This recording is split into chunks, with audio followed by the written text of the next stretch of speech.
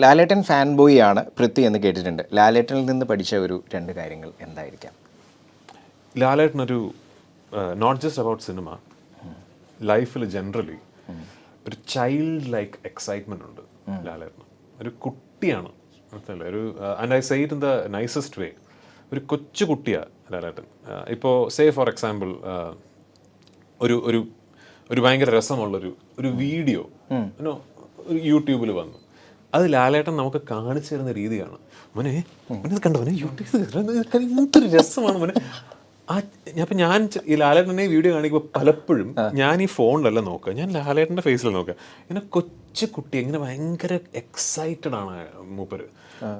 ഇപ്പോൾ ലൂസിഫർ വരുന്നു, നമ്മൾ എന്തെങ്കിലും ഒരു ഷോട്ട് എടുക്കുന്നു. ഷോട്ട് എടുത്തിട്ട് തിരിച്ചു വന്ന് പുള്ളിക്കാരൻ മോണിറ്ററിൽ ഇങ്ങനെയൊക്കെയാണ്, സാർ ഞാൻ ആ ഷോട്ടൊന്ന് കണ്ടോട്ടെ. അപ്പം ഞാൻ കണ്ടോളൂ. അയ്യോ എന്തായാലും കണ്ടോ നമ്മൾ.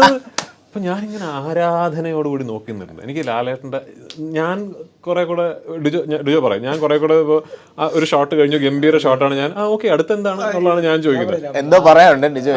ഞാൻ അടുത്ത് ലാലേട്ടൻ അയ്യോ എന്തായാലും മതി ഒന്നുകൂടെ കണ്ടോട്ടെ ചേട്ടാ, ഒന്നുകൂടെ കണ്ടോട്ടെ.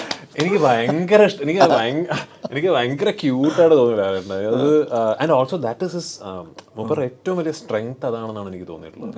ഒരു ചൈൽഡാണ് Mohanlal, is like a child. And ആ ക്യൂരിയോസിറ്റി, ആ ഒരു അത് I know he will never lose it. പുള്ളിക്കാരൻ അങ്ങനെ ആയിരിക്കും through out.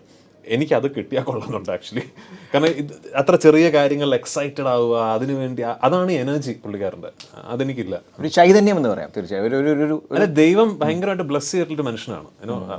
I don't mean just as an actor, he really is God's favourite child. കാരണം എല്ലാത്തിനോടും ആ ഒരു ചൈൽഡ് ലൈക്ക് ഔട്ട്ലുക്കും, എല്ലാത്തിനെയും ഒരു സിംപ്ലിഫൈ ചെയ്തിട്ട് കാണുക എന്ന് പറയുന്നതിൻ്റെയൊക്കെ ഒരു ഭയങ്കര സ്പെഷ്യൽ മനുഷ്യനാണത്. ഇപ്പം ഞാൻ പറയാൻ നോക്കുന്നത് മനസ്സിലാവില്ല.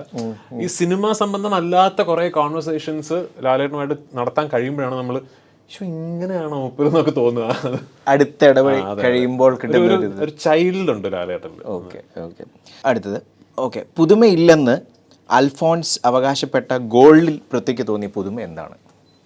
എനിക്ക് അൽഫോൺസ് തന്നെ ഭയങ്കര പുതുമയാണ് ആക്ച്വലി. ബിക്കോസ് ഒന്ന് I'm of course fan of Alphonse. കുറേ നാളുകൾക്ക് മുമ്പ് പ്രേമത്തിന് ശേഷം അൽഫോൺസ് എൻ്റെ അടുത്ത്, അന്ന് ഞങ്ങൾ ആ സിനിമ ചെയ്യേണ്ടതാണ്, but due to many reasons ആ സിനിമ നടന്നില്ല. പിന്നെ Alphonse took a break, you know. And എനിക്ക് അൽഫോൺസിന്റെ മേക്കിങ്ങും അൽഫോൺസ് സിനിമ എടുക്കുന്ന രീതിയും സിനിമ കൺസീവ് ചെയ്യുന്ന രീതിയും ഒക്കെ എനിക്ക് ഭയങ്കര പുതിയതാണ്. ഞാൻ എൻ്റെ കുറേ സിനിമാ ധാരണകൾ പൊളിച്ചെഴുതുകയും കുറേ പുതിയ കാര്യങ്ങൾ ഞാൻ പഠിക്കുകയും ചെയ്തിട്ടുണ്ട് അൽഫോൺസിൻ്റെ കൂടെ ഒരു സിനിമ വർക്ക് ചെയ്തപ്പോൾ. ഞാനൊരു സീൻ കൺസീവ് ചെയ്യുന്ന രീതിയൊന്നും അല്ല അൽഫോൺസ്, വേറൊരു തോട്ട് പ്രോസസ്സാണ്. അപ്പോൾ അതെനിക്ക് ഭയങ്കര പുതിയതാണ്. അപ്പോൾ അതുകൊണ്ടാണ് ഞാൻ എപ്പോഴും ഗോൾഡിനെ കുറിച്ച് പറയാൻ പറയുമ്പോൾ ഗോൾഡിനെ കുറിച്ച് ഒരു ലൈനേ ഉള്ളൂ പറയാൻ, ഇറ്റ്സ് ആൻ അൽഫോൺസ് പുത്രൻ ഫിലിം. ഓക്കെ.